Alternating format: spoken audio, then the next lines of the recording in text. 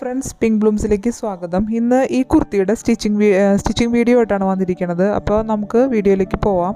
അപ്പോൾ അതിനുവേണ്ടി ഞാൻ 2.5 മീറ്റർ തുണിയാണ് എടുത്തിരിക്കുന്നത്. സ്ലീവ്ലെസ് ആയതുകൊണ്ട് നമുക്ക് അധികം വേണ്ട.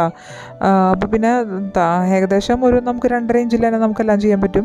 അപ്പോൾ നമ്മൾ ആ ഒരു തുണിയുടെ ഡിസൈൻ നോക്കിയിട്ട് വേണം നമ്മൾ ചെയ്യാൻ. ഞാനപ്പോൾ ഇങ്ങനത്തെ ഒരു വട്ടത്തിലുള്ള ഡിസൈനിൽ ഞാൻ എന്തായാലും ചെയ്യണില്ല. കണ്ട, ഇതുപോലെ ചെയ്യണില്ല. ഞാൻ മറ്റേ ഡിസൈനിലാണ് ചെയ്യുന്നത്.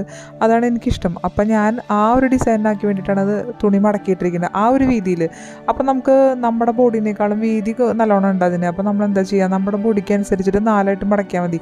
ബാക്കി തുണി വേസ്റ്റ് ആക്കാണ്ട് നമ്മൾ മാറ്റി വയ്ക്കുക, എന്തെങ്കിലും ആവശ്യത്തിന് എടുക്കാമല്ലോ. അപ്പോൾ സ്ലീവിനായാലും ഉപകരിക്കപ്പെടും, ചെറിയ സ്ലീവ് ആകുമ്പോൾ. അപ്പോൾ അതിന് വേണ്ടി നമ്മൾ ഏറ്റവും എളുപ്പത്തിലുള്ളൊരു മാർഗ്ഗം ബോട്ടം വിഡ്ത്ത് എടുക്കുക. ബോട്ടം വിഡ്ത്ത് 13ആണ്. ബോട്ടം എന്ന് പറയുന്നത് കുർത്തിയുടെ ഏറ്റവും അടിയിലത്തെ ഭാഗം, വീതി കൂടിയത്, അതാണ് 13. 4ആയിട്ട് മടക്കുമ്പോൾ 13ആണ് എനിക്ക് വരുന്നത്. അപ്പോൾ ആ 13-ൽ ഞാൻ 13-നേക്കാൾ 2 ഇഞ്ച് കൂടുതൽ എടുക്കും. കാരണം എനിക്ക് എന്തെങ്കിലും ഒരു പ്രശ്നം വന്നു കഴിഞ്ഞാൽ നമുക്ക് എന്തെങ്കിലും ചെയ്യാമല്ലോ എന്നുള്ളതിൽ ഞാൻ 2 ഇഞ്ച് കൂട്ടി 15 ഇഞ്ച് എടുക്കുന്നുണ്ട്. അപ്പോൾ അതേ വേണ്ടൂ നമുക്ക്. അപ്പോൾ അങ്ങനെ നമുക്ക് അളവ് എടുത്തു തുടങ്ങാം. അപ്പോൾ ആദ്യം ഷോൾഡർ എടുക്കുകയാണ്. അപ്പോൾ ഷോൾഡർ വരുന്നത് എനിക്ക് 7 ഇഞ്ചാണ് വരിക. അപ്പോൾ അതേ അളവ് തന്നെ ഞാൻ ആം ഹോളും എടുക്കുന്നുണ്ട്. 7 ഇഞ്ചിൽ തന്നെ ആം ഹോൾ അളക്കണം. അളന്ന് നമ്മൾ അതും ഒരു ലൈൻ വരയ്ക്കുക, ഈ വീഡിയോയിൽ കാണുന്ന പോലെ. എന്നിട്ട് നമുക്ക് എൻ്റെ ചെസ്റ്റ് മെഷർമെൻറ്റ് വരുന്നത് 9.5 അപ്പോൾ 9.5-ൻ്റെ കൂടെ ഒരു 1/2 ഇഞ്ച് കൂട്ടി, ലൂസിങ് ആണ് 1/2 ഇഞ്ച് കേട്ടോ. അപ്പോൾ സീം അലവൻസ് അല്ല, 1/2 ഇഞ്ച് കൂട്ടി 10 ഇഞ്ചാക്കിയിട്ട് ഞാൻ എൻ്റെ ചെസ്റ്റ് മെഷർമെൻറ്റ് എടുത്ത് വെച്ചിട്ടുണ്ട്. അപ്പോൾ അതാണ് എൻ്റെ ചെസ്റ്റിൻ്റെ കറക്റ്റ് അളവ്.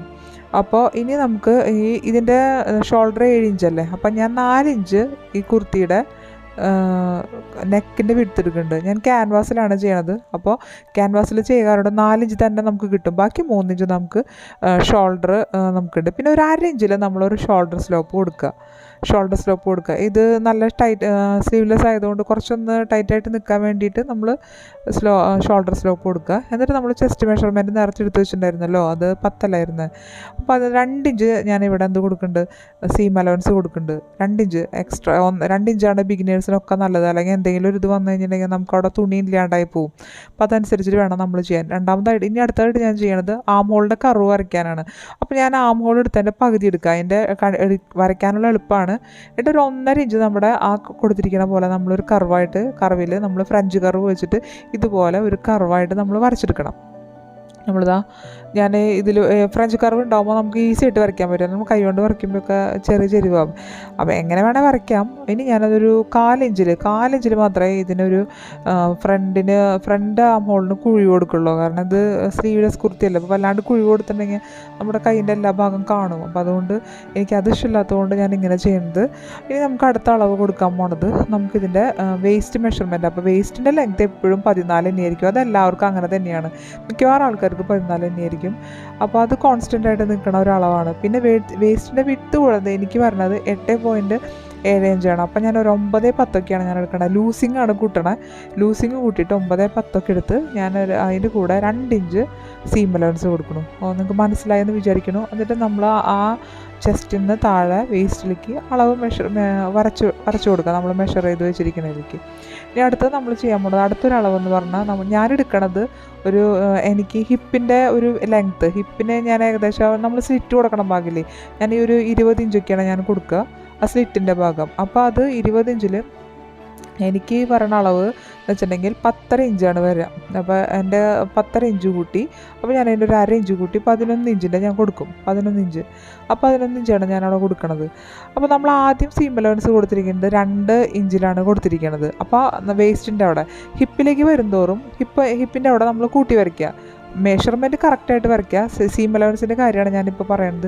അത് 1 ഇഞ്ചേ കൊടുക്കാൻ പാടുള്ളൂ. അവിടെ മുകളിൽ 2 ഇഞ്ചും താഴെ 1 ഇഞ്ച് മാത്രമേ കൊടുക്കാൻ പാടുള്ളൂ. കാരണം ഹിപ്പിൻ്റെ അവിടെ 2 ഇഞ്ച് കൊടുത്തിട്ടുണ്ടെങ്കിൽ അവിടെ ചുളിവ് വരും. അപ്പോൾ അതേ ഈ വീഡിയോയിൽ കാണുന്ന പോലെ തന്നെ അത് വരച്ച് യോജിപ്പിക്കുക. നമ്മൾ കണ്ടില്ലേ, ഒരു ചെരിവ് ശരിയല്ലല്ലോ, അതിൻ്റെ കണ്ടാലറിയാൻ പറ്റും. പിന്നെ നമ്മൾ ഈ ബോട്ടം വിഡ്ത്തിലേക്ക് ഇതിൻ്റെ ലെങ്ത്ത് വരുന്നത് 45 ഇഞ്ചാണ്.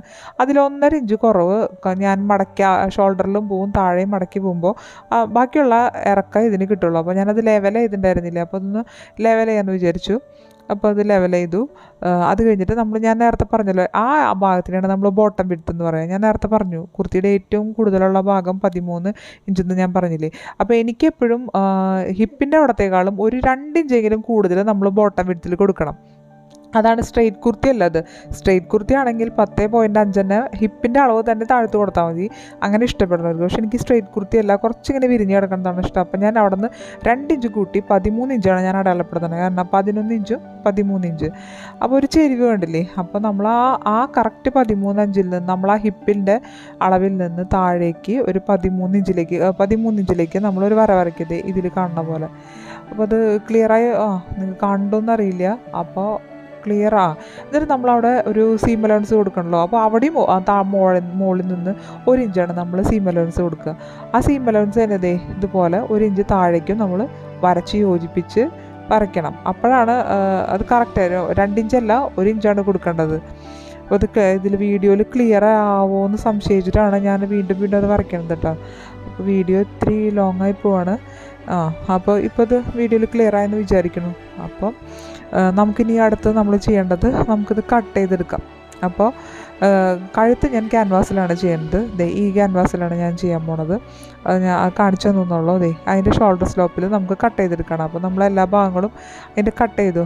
ആ കുർത്തിയുടെ കൈ കട്ട് ചെയ്ത്, ആം ഹോളിൻ്റെ ഭാഗം കട്ട് ചെയ്തു. അങ്ങനെയെല്ലാം നമ്മൾ കട്ട് ചെയ്തു. പിന്നെ ഫ്രണ്ട് ആം ഹോള് നമ്മളൊന്ന് കുഴിച്ച് വെട്ടണം. നമ്മളന്ന് നേരത്തെ അടയാളപ്പെടുത്തി വെച്ചിട്ടുണ്ടായല്ലോ ഫ്രണ്ട് ആം ഹോള് കുഴിച്ച് വെട്ടാൻ വേണ്ടിയിട്ട്. അപ്പോൾ അങ്ങനെ കുഴിച്ച് വെട്ടി അങ്ങനെ അതിൻ്റെ കഴുത്ത് ഞാൻ ക്യാൻവാസിൽ തയ്ച്ചു പോകുന്നുണ്ട്. ഈ കഴുത്ത് ക്യാൻവാസിൻ്റെ ഞാൻ സെപ്പറേറ്റ് ഇട്ടിട്ടുണ്ട്. ആ വീഡിയോ കണ്ടാൽ മതി കേട്ടോ.